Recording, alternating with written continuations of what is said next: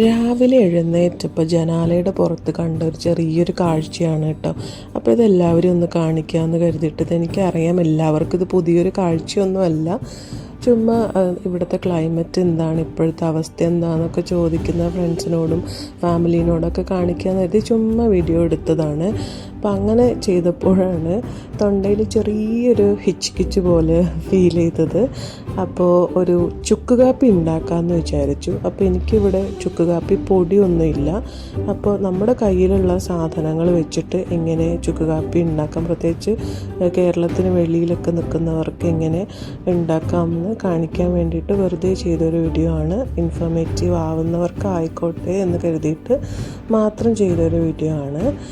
അപ്പോൾ നമുക്ക് ഈ മല്ലി മഞ്ഞളൊക്കെ പിന്നെ പൊടിക്കാത്തതുണ്ടെങ്കിൽ അതായിരിക്കും കുറച്ചുകൂടെ നല്ലത്.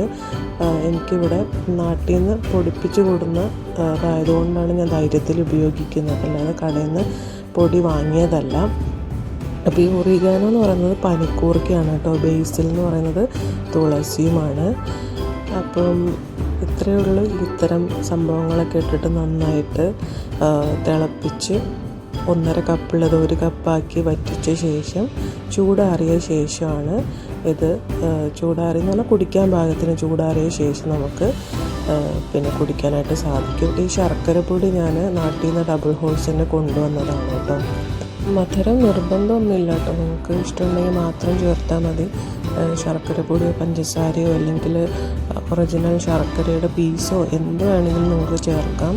അപ്പം ഇത് ചൂടാറിയ ശേഷം ഒരുപാട് ചൂടാറരുത്, കുടിക്കാൻ പാകത്തിന് നമുക്ക് ചൂടുള്ള ഒരു പാകത്തിന് കുടിക്കാം. അപ്പം പനി ഒരുപാട് ദിവസം നീണ്ടു നിൽക്കുമ്പോഴൊക്കെ നമുക്ക് ഈ പാരസെറ്റമോൾ മാത്രം കഴിക്കുന്നതിനോടൊപ്പം ഇതുകൂടെ ചെയ്യുമ്പം പെട്ടെന്ന് തന്നെ നല്ല റിസൾട്ട് കിട്ടുന്നതാണ്. പ്രത്യേകിച്ച് തണുപ്പുള്ള ക്ലൈമറ്റിലൊക്കെ ചിലപ്പോൾ കുറച്ചധികം ദിവസം കുടിക്കേണ്ടതായിട്ട് വരും.